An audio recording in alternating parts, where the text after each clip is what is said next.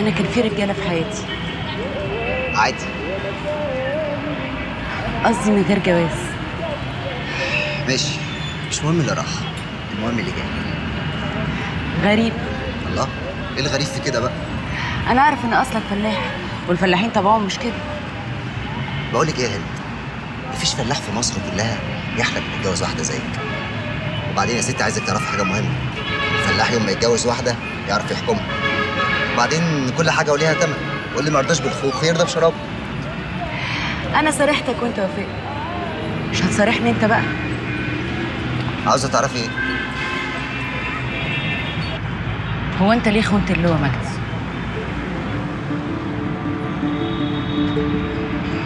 انت عرفت ازاي؟ اصلها يعني مش خيانه بالمعنى المفهوم.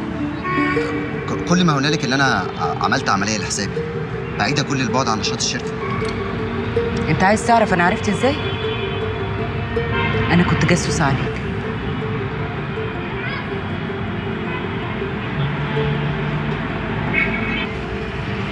كل حاجه شفتها مني وعملتها معاك كانت بأوامر من مجدي بيه. هو اللي طلب مني ان انا اسحبك واتجوزك. بيجوزك ليه؟ عشان ايه؟ مكافأة على خيانتي ليه؟ خلاص، انت بقيت في حكم الميت. المفروض ان اتجوزك وبعد كده هقتلك.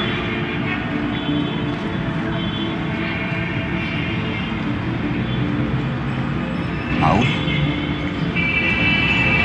لكن ليه عملت كده؟ طبعا لازم اعرف عشان اصدقك.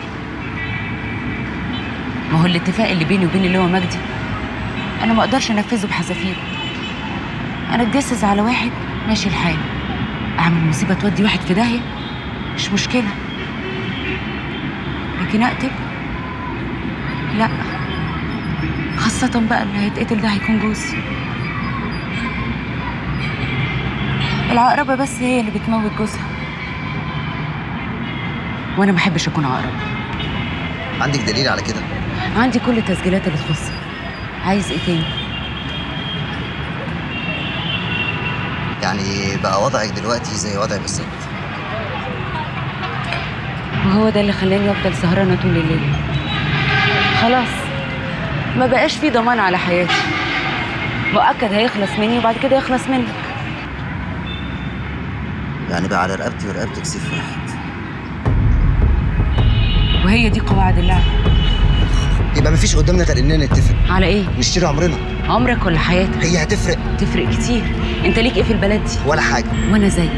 وهي دي بقى لعبه الموت. فلوسك اللي جوه مصر وبره مصر النص بالنص. ها قلت ايه؟ وبعدين؟ انت فلاح بقى وتعرف المثل، اتغدى بيه قبل ما يتعشى بيه، وب10,000 دولار تقدر تاخد الجنسيه في كندا. والشاطر بقى اللي يلاقيك، يا كده يا عارف، انا ميت وانت ميته. يعني خلاص يا سعيد ارتب اموري.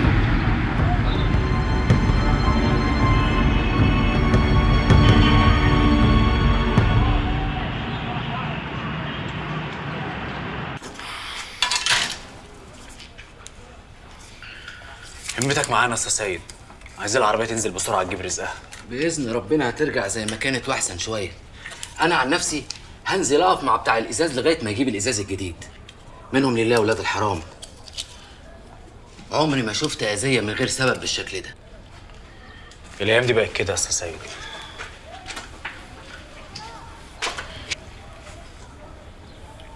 باذن الله بكره ساعتين زمن وهترجع زي ما كانت ان شاء الله. طيب والاتفاق؟ اتفاق يا استاذ احمد، ده مفيش حد في الحته دي الا وعم ربيع حط له حته حلاوه في بقه. مش هنختلف. السلام عليكم. عليكم السلام.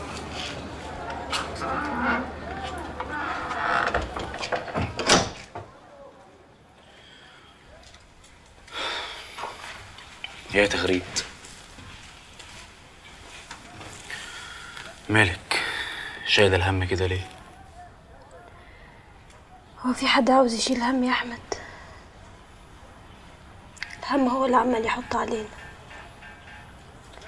زي ما يكون غراب اسود بينقر فوق راسنا. ايوه بس دي تعتبر حادثه ومش هتعدي كده. هتعدي ولا ما تعديش؟ حاسه اني مخنوقه وخايفه، بس مش عارفه ايه اللي خانقني، ولا عارفه انا خايفه ليه. لا، مش ممكن ده كله يكون بسبب العربية أو يكون بسبب الظابط ابن صاحب البيت. أكيد في حاجة وأنت مخبيها عليا. مفيش يا احمد، قلت لك مفيش. هو لو في حاجه يعني هخبيها عنك ليه؟ لا في. أنت مش شايفة دموعك مغرقة وشك إزاي؟ اصلي دمعتي قريبه، حتى وانا فرحانه دمعتي بتبقى قريبه. على أي حال، المشاكل اللي زي دي بيحلوها الرجالة، ما تخافيش. في ناس لسه بتعرف الحق وبتقف جنبه. احمد، هو انا لو طلبت منك طلب تعمله؟ أنا عمري ما أتأخر عنك.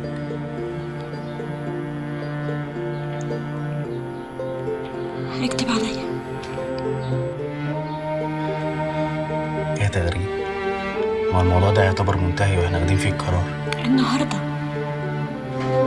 مش بكره، الليله يا احمد. مش بقولك أنت مخبية عني حاجة؟ مالك؟ مفيش. ده حتى النجار لسه ماشي واخد مقاسات الإزاز المكسور. انا مش في الازاز المكسور. تغريد بلا معيطه ليه؟ ما فيش حاجه يا ماما، انا بس كنت متضايقه على العربيه. على ماما يا بت.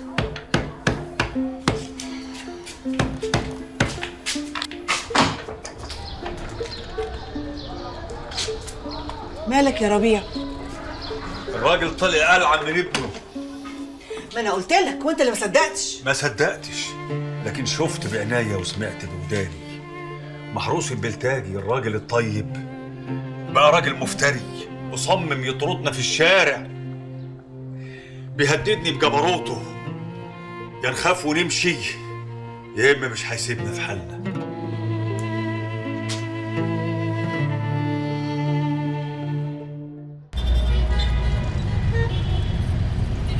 شوف يا ام عتبه، البلد والله اتغيرت، مع اننا ما غبناش كتير. ما احنا كمان اتغيرنا يا شيخ معتمد، وفي حاجه بتفضل على حالها. على رايك انا ان شاء الله هنزلك على اول الحاره واكمل انا للجمعيه. يعني ايه؟ انت مش هتيجي معايا ولا ايه؟ لا انا هسيبك كده تاخدي راحتك مع اهلك، واروح اخلص اشغالي مع الشيخ شفيع والاخوه، وبعد كده بلحقك. لا يا اخويا، بقول لك ايه، دول اهلي وانا عارفاهم كويس، ما اقدرش عليهم لوحدي. ربنا يعينك. وعينك معايا.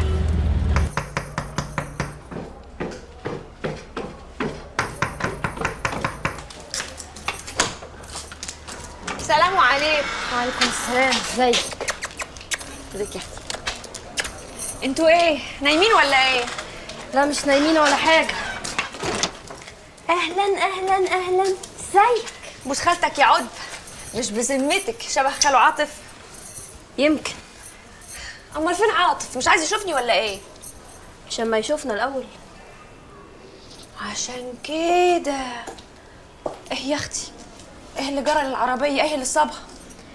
قفلي على موضوع العربيه وبلاش تفتحيه، احسن ابوكي وامك على اخرهم بسبب العربيه واللي حصل لها. والله احسن، يا ريت هتولع ونخلص منها. جرايه نواره عملت لي كده العربيه عشان تتمني خرابها. يا اختي ما بقتش قد المقام ولا من توبنا. نواره ابوكي على اخره.